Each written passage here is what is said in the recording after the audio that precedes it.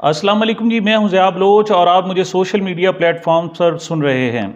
सामीन, 9 मई के बाद हालात तेज़ी से तब्दील हो रहे हैं और ये एक नई मंतकी शक्ल इख्तियार करते जा रहे हैं। ऐसे में आज की नशिस्त में हमने जायज़ा लेना है कि फैसल बावडा और फयाज़ चौहान का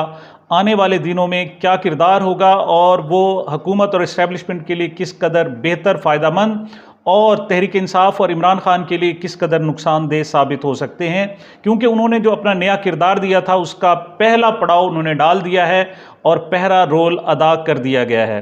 दूसरा, आज की नशिस्त का जो हमारा मौजू होगा वो ये है कि इस्टेब्लिशमेंट आखिर इतनी सख्त नाराज़ क्यों है, इसकी वजूहात का जायज़ा लेंगे और इस पर जो हमारे मेन स्ट्रीम मीडिया में कहा जा रहा है उसका भी थोड़ा सा हम जायज़ा लेते हैं।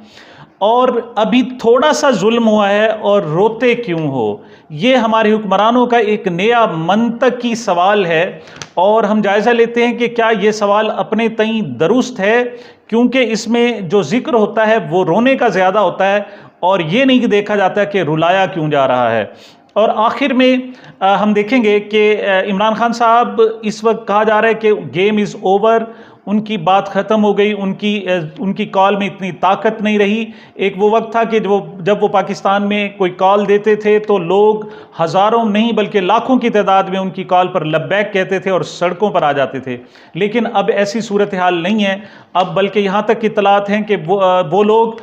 जो गिरफ्तार हैं उनके अहल खाना बद्दुआएँ भी दे रहे हैं। क्या वाकई इमरान खान इस वक्त मुर्दा हाथी की हैसियत इख्तियार कर चुके हैं या अब भी उनमें दम खम है और उन्होंने इस मुश्किल वक्त में जो एक कॉल दी है उसका रिस्पांस क्या आया है, थोड़ा सा इसका भी जायज़ा लेंगे। सबसे पहले हम बात करते हैं फैसल बावडा साहब की और फयाज़ चौहान साहब की। फैसल बावडा अब से नहीं बल्कि कुछ अर्सा पहले, ख़ास तौर पर उस वक्त जब नए आर्मी चीफ की तैनाती हो रही थी, तो उस वक्त उन्होंने PTI से अलहदगी का ऐलान किया था और सबसे पहले बागी रहनुमा बनकर सामने आए थे और उसके कुछ दिनों बाद उन्हें पार्टी से निकाल दिया गया था। लेकिन वो कहते थे कि नहीं, जिस समत PTI जा रही है वो दुरुस्त नहीं है। उसकी वजूहत क्या थी? अब बहुत सारे किरदार खुलकर सामने आ रहे हैं। अब ये सामने आ रहा है कि उस वक्त नया आर्मी चीफ बनाने के हवाले से एक टसल थी, एक कशमकश थी और इस्टेब्लिशमेंट के अंदर, दूसरी तरफ हुकूमत की तरफ और तीसरी तरफ इमरान खान साहब की तरफ बहुत सारे किरदार थे जो अपना अपना आर्मी चीफ बनाना चाहते थे और उसमें इमरान खान साहब को शिकस्त हुई और उनका वो जो लॉन्ग मार्च था वो भी नाकाम हुआ और उन्होंने नए जो आर्मी चीफ बनाए गए थे उन पर इक्तफा किया और उनको खुशामदीद कहा। लेकिन फैसल बावडा साहब उसी वक्त ही इमरान खान साहब को और तहरीक इंसाफ को वार्न कर चुके थे और वो कहते थे कि इसके जो कॉन्सिक्वेंसेस होंगे वो बेहतर नहीं होंगे। उसके बाद अब फयाज़ चौहान ने भी चंद घंटे पहले उन्होंने तहरीक इंसाफ से ना सिर्फ अलहदगी का ऐलान किया है बल्कि उन्होंने इमरान खान साहब पर भी चढ़ाई की है। अब तक 50 से ज़ायद रहनुमा PTI को छोड़ चुके हैं और इतने ही तकरीबन छोड़ने वाले हैं या इससे ज़्यादा तादाद भी हो सकती है। लेकिन फयाज़ुल हसन चौहान वो रहनुमा हैं जिन्होंने चुपके से पार्टी छोड़ी नहीं या सियासत छोड़ने का ऐलान नहीं किया, बल्कि दमखम के साथ और खम ठूंक कर कहा है कि नहीं जी, मैं सियासत करूंगा और खुलकर करूंगा। उनके अज़ाइम बता रहे थे कि वो फैसल बावडा की तरह बहुत कुछ करना चाहते हैं। इस सारी दोनों किरदारों के हवाले से जो ताज़ा तरीन इत्तला है वो ये है कि ये दोनों तहरीक इंसाफ और PTI के खिलाफ वादा माफ गवाह बनने के लिए तैयार हो गए हैं। जो मुस्तकबिल में संगीन केसेस चलाए जा रहे हैं उनमें ये वादा माफ का गवाह का किरदार अदा कर सकते हैं और उनको इस हवाले से बाकायदा तैयार भी कर लिया गया है। इस हवाले से फैसल बावडा ने आज बाकायदा नैब में पेश होकर जो केस था अलकादिर ट्रस्ट का, उस हवाले से पहली गवाही भी दे दी है कि इमरान खान साहब ने ये जो सब कुछ किया गैर कानूनी तौर पर किया है।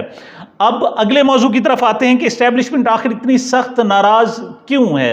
ये सवाल सबसे पहले शाहजेब खानजादा साहब ने जियो टीवी के प्रोग्राम में उठाया और उनकी जो गुफ्तगू का लब्बे-लुबाब था वो ये था कि आजकल जायज़ा लिया जा रहा है कि इमरान खान साहब और इस वक्त के आर्मी चीफ में जो पहली मरतबा नाराज़गी हुई, तनाज़ा हुआ, उसकी वजूहात क्या थी और किन वजूहात पर। उस पर जो बात सामने आई है वो यही है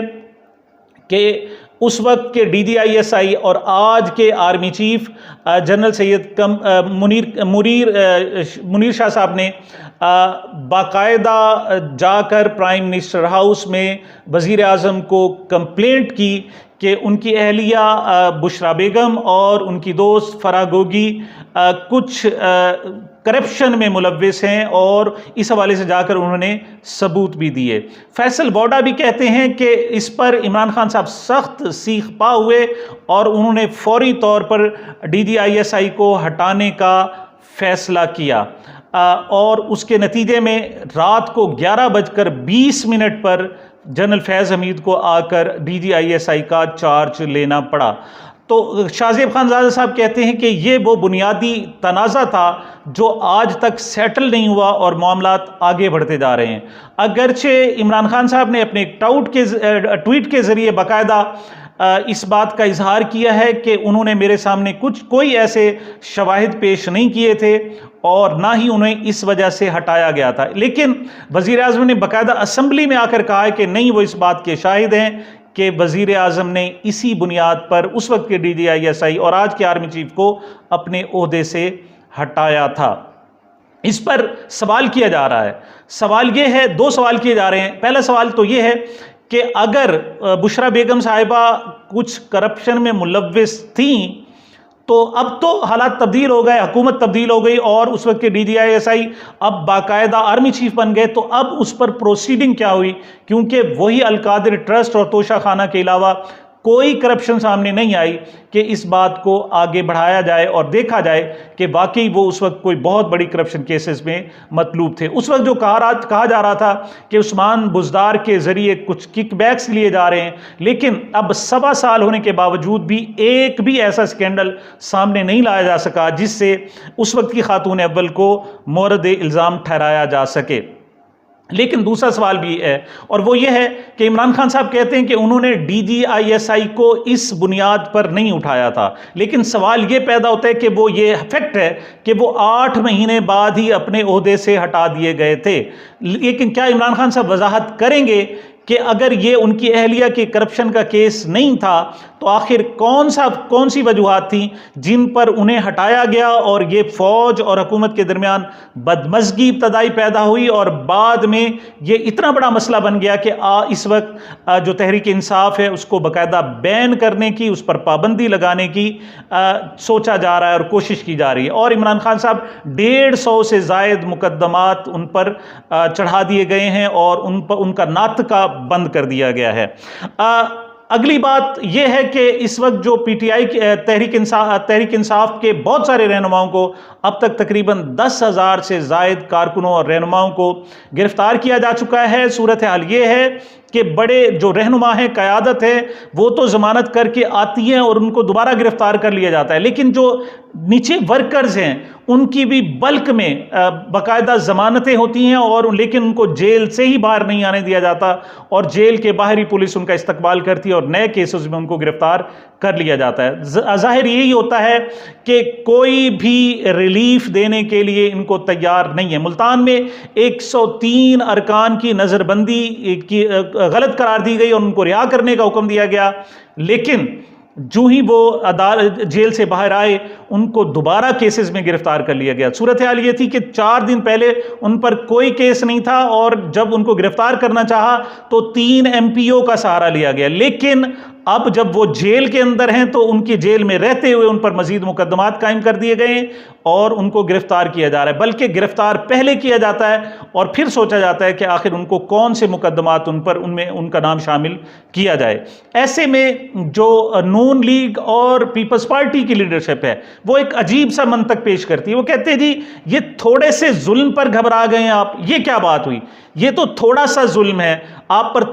थोड़ा सा तशद्दुद हुआ है, आप पर थोड़ा सा सांस लेना आपके लिए मुश्किल किया गया है, लेकिन आप ऐसा क्यों करते हैं? वो इस बात से इनकारी नहीं है कि जुल्म हो रहा है, वो कहते हैं हाँ जुल्म हो रहा है, लेकिन उनका इसरार जो है वो यही है कि आप इस थोड़े से जुल्म पर रोते क्यों हैं। वो अपनी साइड पर नहीं देखते कि वो एक जमहूरी हुकूमत है, जमहूरी पार्टी होने के दावेदार हैं, लेकिन वो कह रहे हैं कि नहीं अभी तो थोड़ा सा जुल्म हो रहा है। बल्कि यहां तक कहा जाता है कि भुट्टो को फांसी दे दी गई, हम लोग तो फांसी पे चढ़ गए और आप फांसी से डरते क्यों हो।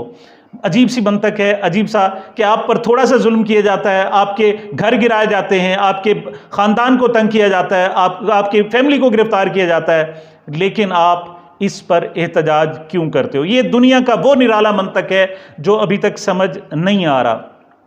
इस हवाले से फैसल करीम कुंडी हो, शर्जील मेमन हो, शेरी रहमान हो, मरियम औरंगज़ेब साहिबा हो या अता तारड़ साहब हों, कोई भी हो, इस हवाले से जो भी गुफ्तगू करता है तो उनका इस बात पर नहीं होता फोकस कि इस वक्त जमहूरी है, जमहूरी इक़्तिदार क्या होनी चाहिए और जमहूरियत का बर्ताव कैसा होना चाहिए। नहीं, वो लोग कहते हैं कि नहीं, हम वाकई गैर जमहूरी हथकंडे इस्तेमाल कर रहे हैं, हमने कानून को बाला ताक रखा हुआ है, लेकिन आपके साथ जो हम ज्यादती करते हैं उस पर आप आंसू क्यों बहाते हैं? आपको आंसू नहीं बहाने चाहिए। सामीन, आखिरी बात मैं करना चाहूँगा कि इमरान खान वाकई मुश्किल में है, इसमें कोई दो राय नहीं है कि उन पर तारीख का शदीद तरीन जबर किया जा रहा है और ये जबर रियासती सतह पर हो रहा है। हुकूमत उनके खिलाफ तमाम हरबे इस्तेमाल कर रही है और कहा जाता है कि रियासती जबर से बड़ा कोई जबर नहीं होता। अगरचे वो अब तक 14 माह हो गए हैं और इसको वो सरवाइव कर रहे हैं, लेकिन अब चंद दिनों के अंदर 9 मई के वाक़यात के बाद उनकी पार्टी को टूट फूट का शिकार है और शदीद तरीन मराहिल का उन्हें सामना है। सवाल ये किया जा रहा है कि क्या इमरान खान साहब की अब भी वो पुराना दमखम बाकी है, अब भी उनकी ज़ुबान में वही ताकत बाकी है, क्या अब भी उनमें वही घनगरज बाकी है कि जब वो पहले कहते थे तो दुनिया भर से लब्बैक की सदाएं आती थीं और लोग अपना दिल और अपनी आंखें उनकी राह में बिछा देते थे। अब क्या ऐसी सूरत हाल है? सामीन, इसका सही फैसला तो इलेक्शन में होगा। ये पार्टी की टूट फूट के बावजूद और रहनुमाओं के जाने के बावजूद बहुत सारे लोगों का ख्याल ये है कि इमरान खान साहब की इस तमाम स्तर सूरत हाल के बावजूद मकबूलियत बढ़ी है। अगर उन्हें इलेक्शन में आने दिया गया तो वो अपनी एक मकबूलियत एक मरतबा फिर साबित करेंगे, लेकिन बहुत सारे लोगों का ख्याल है कि इलेक्शन को भूल जाएं, क्योंकि हुकूमत को भी इस बात का इदराक है कि अगर इलेक्शन हुए तो इमरान खान के फिर वापस आने के चांसेस बहुत ज़्यादा मौजूद हैं। लिहाजा ये नया सेटअप आएगा, अभी बहुत कुछ होगा, जिसे कहते हैं कि सितारों से आगे जहां और भी हैं, अभी इश्क के इम्तिहान और भी हैं। लेकिन इस बुरे वक्त में भी इमरान खान साहब ने एक कॉल दी है। उन्होंने अपने जो पाक अमेरिकन एसोसिएशन थी उनको कॉल दी है कि पाकिस्तान में ये जो हालिया क्रैकडाउन हुआ है उसमें कम से कम 10,000 से ज़ायद लोग इस वक्त जेलों में बंद हैं, कारकुन, उनमें औरतें और बच्चे भी शामिल हैं, बूढ़े भी शामिल हैं, और 25 अफराद बाकायदा अपनी जान से हाथ धो बैठे हैं और बाकायदा जान भाग हो चुके हैं। उन्होंने अपील की थी कि उनकी फैमिलीज़ को, कारकुनों की फैमिलीज़ को आनत करने के लिए, उनको सपोर्ट करने के लिए कुछ रकम दरकार है। उनकी इस एक छोटी सी कॉल और एक छोटे से मैसेज पर पाक अमेरिकन एसोसिएशन ने लब्बैक कहा है और 24 घंटे से अंदर अंदर तकरीबन $5,34,000 का बाकायदा बंदोबस्त कर दिया गया। ये एक बहुत बड़ी रकम है। इस पर जो पंजाब के सूबाई वज़ीर इत्तलात आमिर मीर हैं वो कहते हैं कि इमरान खान साहब झूठ बोलते हैं क्योंकि 25 लोग हलाक नहीं हुए, लेकिन पाकिस्तान का सरकारी मीडिया कहता है कि पहले दिन 6 हलाकतें हुई, दूसरे दिन भी 6-7 हलाकतें हुई, जिसका बाकायदा मीडिया पर अनाउंस किया गया, लेकिन उसके बाद इन हलाकतों को पसे पुश्त डाल दिया गया और एक नया बयानिया सेट किया गया, नया नैरेटिव सामने आया जिसमें इमरान खान साहब और उनकी पार्टी को एक फाशिस्ट और जालिम पार्टी के तौर पर पेश किया गया। लेकिन बहरहाल बहुत सारे लोग मुतासरा हैं, इस वक्त बहुत सारे लोग अंडरग्राउंड हैं और इमरान खान साहब की एक कॉल पर इस कदर बड़ी रकम का आना मैं समझता हूं कि बजाते खुद इस बात की अक्कासी करता है कि इमरान खान साहब अभी ख़त्म नहीं हुए, उनकी सियासत भी बाकी है और उनकी दिलों में एहतराम भी बाकी है और अब भी बहुत सारे लोग मौजूद हैं जो उनकी एक एक बात पर लब्बैक कहने के लिए तैयार हैं। सामीन, ये अब तक की गुजारिशात थी। इंशाअल्लाह नेक्स्ट वीलॉग में चंद घंटों बाद हम तफसील से जिक्र करेंगे कि जो इस वक्त हुकूमत गौर कर रही है कि तहरीक इंसाफ पर पाबंदी लगाई जाए, क्या ये पाबंदी लगाना मुमकिन है और अगर ऐसा हो गया तो उसके नताइज क्या होंगे। सामीन, मुझे मेरे चैनल को अपनी मोहब्बतों और दुआओं में याद रखिएगा। मिलते हैं एक छोटे से वक्फे के बाद।